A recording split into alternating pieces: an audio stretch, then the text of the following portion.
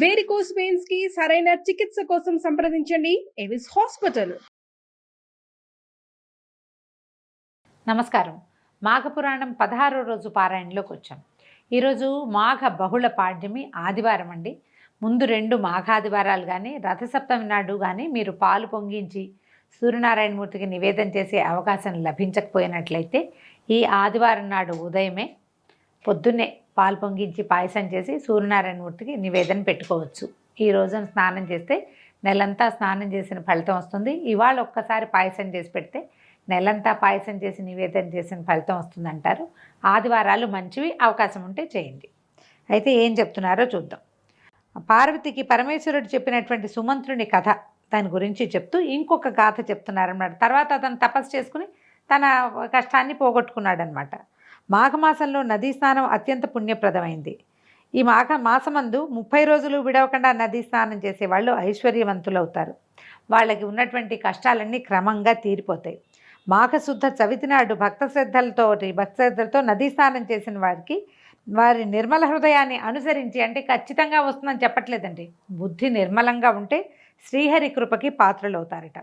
ఇక్కడ ఏమిటంటే భక్తి శ్రద్ధలు, నియమనిష్టలు, ఏకాగ్రత ప్రధానమైనవి అని వివరంగా చెప్పిన తర్వాత ఈ లక్ష్మీనారాయణల వ్రతం ఎలా చేయాలో పార్వతీదేవి భర్త గారిని అడుగుతోంది. ఎట్లా పూజించాలో చెప్పండి, వివరంగా చెప్పమంటే అప్పుడు భగవంతుడు అయిన పరమేశ్వరుడు ఇట్లా తెలియజేస్తున్నాడు. మాఘమాసంలో శుద్ధ చవితి వెళ్ళిపోయిందండి. మనం బహుళంలో ఉన్నాం. ఇప్పుడు 16వ రోజులకు వచ్చేసాం కదా.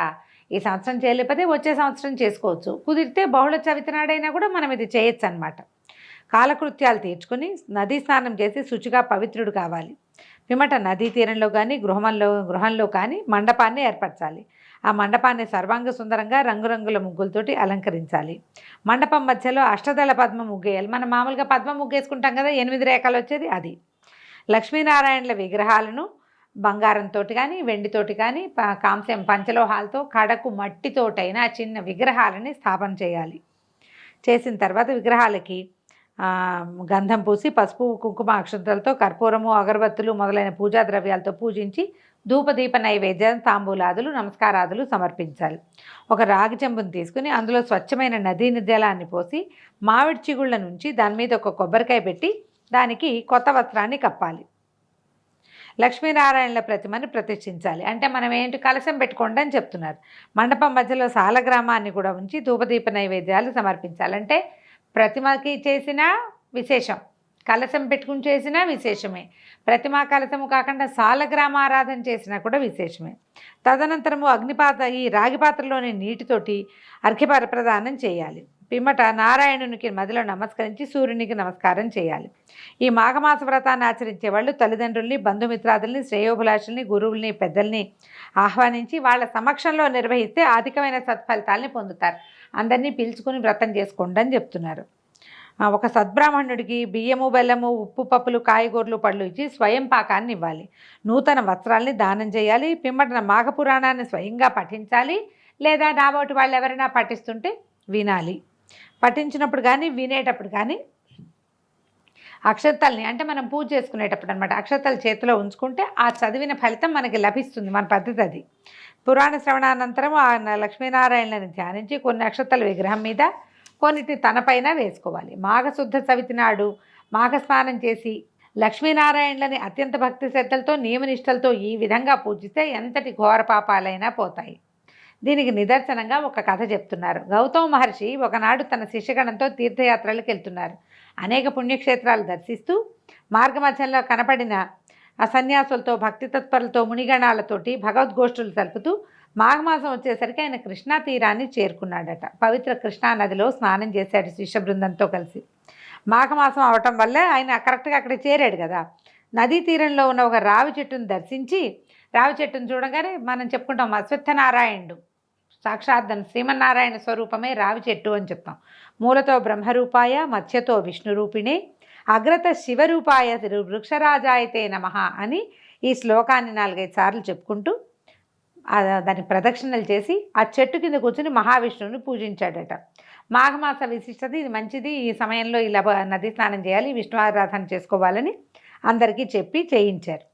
సరే, ఈ మాఘమాసం కాబట్టి ఇంకా వెళ్ళలేదట, పవిత్ర మాసం కదా, నదీ తీరంలో ఉన్నామని చెప్పి అక్కడే ఉండి ప్రతిరోజు అక్కడే పూజ చేయటం మొదలుపెట్టారు. మాఘశుద్ధ దశమి వచ్చిందట. అది ఆయనకి అత్యంత ప్రీతిపాత్రం. దశమి మర్నాడు ఏకాదశి వస్తుంది. మాఘశుద్ధ దశమి చాలా విశేషమైన రోజు. ఆయన ఏం చేశాడు, రావి చెట్టు మొదట్లో శుభ్రం చేసి అలంకారం చేయించి ముగ్గులు అవి వేసి మామిడాకులు తోరణాలు కట్టించి చిన్న మండపాన్ని ఏర్పాటు చేశాడు.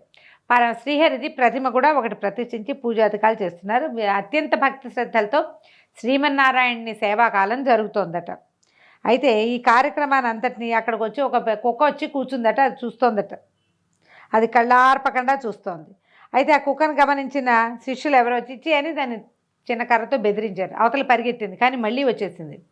అది 2 సార్లు 3 సార్లు అదిలించారు. 3 మాటలు అదిలించారు.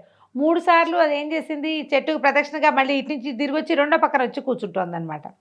ఇలాగా 3 సార్లు ఈ రావి చెట్టుకు ప్రదక్షిణ చేయటం, అది పవిత్ర మాఘమాసం అవటం, ఆ చెట్టు కింద ఇలా విష్ణువార్చన జరుగుతూ ఉండటంతో ఆ కుక్కను ఆవరించుకున్నటువంటి పాపం అంతా పోయిందట. పోయి రాచరిక దుస్తులతోటి సకలాభరణాలతోటి తలతళా మేరుతున్నటువంటి మహారాజ స్వరూపం వచ్చేసింది కుక్కకి.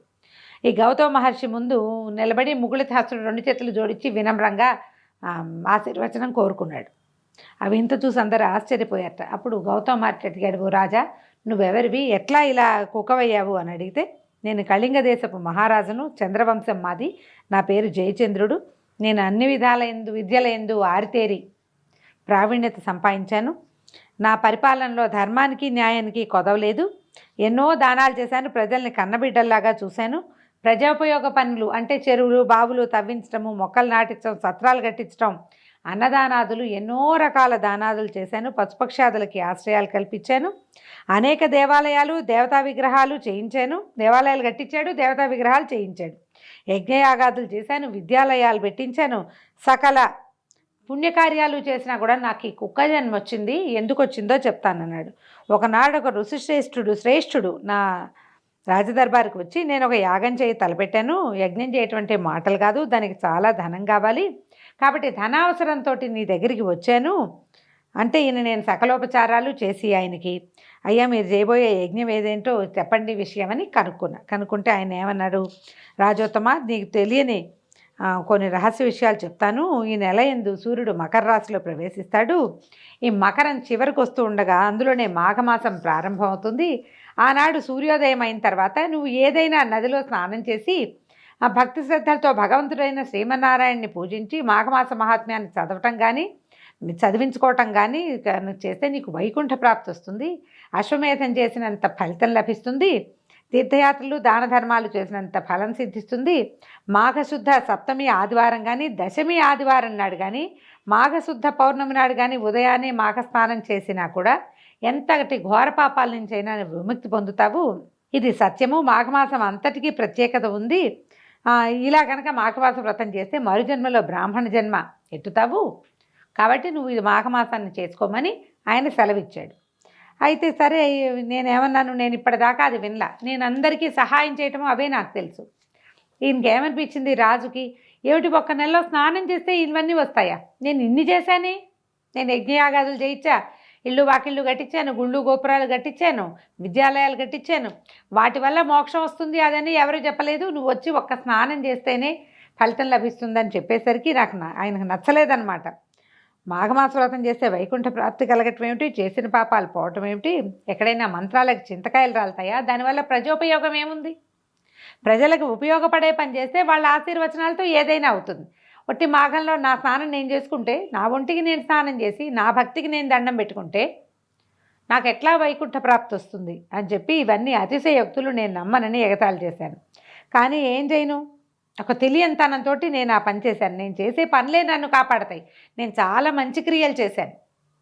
ఈ స్నానాలు దానాలు నేను నమ్మను, ఇది నీతి బోధలు నాకు చెప్పొద్దని నేను చులకనగా తీసేశాను. అయితే ఆ మునిసత్తమని అహం దెబ్బతిన్నది. సరే రాజా, నేను నీ మేలు కోరి చెప్పాను, తర్వాత నీ ఇష్టమని వెళ్ళిపోబోయాడు.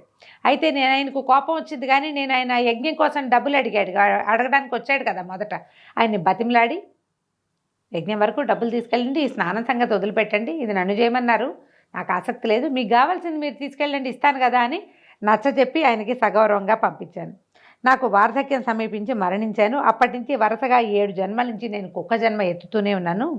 మీరు చేసేటువంటి పూజ చేస్తున్నటువంటి పూజాస్థలం చుట్టూతా ప్రదక్షిణం చేయటం వల్ల నాకు మళ్ళీ పాత స్వరూపం వచ్చింది, నా రాత ఇంతకాలానికి తిరబడింది, విధివ్రాత తప్పించడానికి ఎవరి తరం, ఇన్ని జన్మల నుంచి లేనిది ఇప్పుడు నాకు నా పూర్వజన్మ ప్రాప్తించింది, పూర్వజన్మ స్మృతి కూడా నేను ఏం చేయటం వల్ల నాకు ఇలాంటి జీవితం వచ్చిందో నేను తెలుసుకోగలిగాను. ఈ ప్రదక్షిణ తర్వాతే నాకు ఈ మార్పు కలిగింది. ఇంతటి ప్రత్యేకమైన విషయం జరగడానికి కారణం ఏమిటి అని అడిగేసరికల్లా గౌతమ మహర్షి తన దివ్య దృష్టితో చూసి ఇట్లా చెప్పారట. ఏమన్నారు? దివ్య దృష్టి కాదు, మాఘమాసం కదా ఇది, దివ్య దృష్టే కాదు, ఆయన దివ్య దృష్టితో చూసి ఇతని జీవితం ఏమైందో చూసుకుని అప్పుడు ఇతను చెప్తున్నారనమాట. నువ్వు మాఘమాసము దాని విశిష్టత పట్ల నీకున్న చులకన భావం వల్ల నీకు ఈ శునక జన్మ లభించింది నాయన. కానీ అదే మాఘమాసంలో అదే వ్రతం చేస్తుండగా నీకు తెలియకుండానే నువ్వు 3 సార్లు ప్రదక్షిణ చేయటం వల్ల నీకు మళ్ళీ రాజయోగం లభించింది. మేము చేయబోయే మాఘమాస వ్రత నైవేద్యం తినటానికై నువ్వు వచ్చావు. నువ్వు రావడం కుక్క స్వరూపంలో వచ్చినప్పుడు ప్రసాదం తినటానికే కదా, అంతకంటే ఏం కావాలి కుక్కకు ఆహారం. మా శిష్యులు 3 సార్లు 4 సార్లు అదిలించారు, నువ్వు 3 మారు ప్రదక్షిణం చేసావు. ఇలా భగవంతుడికి ప్రదక్షిణ చేయటం వల్ల, ఈ అశ్వత్థనారాయణ వృక్షం ఈ రావి చెట్టుకి ప్రదక్షిణ చేయటం వల్ల నీకు విశేషమైన ఫలితం లభించింది. నువ్వు ఈ అర్చనంతా చూసావు, ఇక్కడ జరుగుతున్నదంతా నీకు అర్థమైనా కాకపోయినా నీ చెవిలో పడుతోంది కాబట్టి నీకు ఇది లభించింది, నీకు పుణ్యం ప్రాప్తించింది. నువ్వు ఎలా అనుభవపూర్వకంగా తెలుసుకున్నావు చూడు, మాఘమాస ప్రాతమహత్యం ఎంత గొప్పదో నీకు ఇప్పుడు అర్థమైంది. అదే నువ్వే స్వయంగా వ్రతం చేసి, నువ్వే స్వయంగా స్నానం చేసి, దాన ధర్మాదులు చేసి విశ్వాలయంలో విష్ణువర్చన చేసుకుంటే నీకు ఎలాంటి ఫలితం లభిస్తుందో చెప్పు, నువ్వు ఆలోచించు అంటూ రాజుకు చెప్తుంటే పక్కనే చెట్టు తొరలోంచి ఒక కప్ప బెకబెకమంటూ వచ్చి గౌతమ మహర్షి పాదముల మీద పడి బెకబెకమని గెంతుతూ అరుస్తూ మండపం వద్దకు వచ్చి శ్రీమన్నారాయణుడి విగ్రహాలను, ఆ చిత్రపటాలను, అక్కడ ఉన్నటువంటి పూజా విధానాన్ని చూస్తూ ఒక అందమైన నవయవ్వన తపస్విగా మారిపోయింది.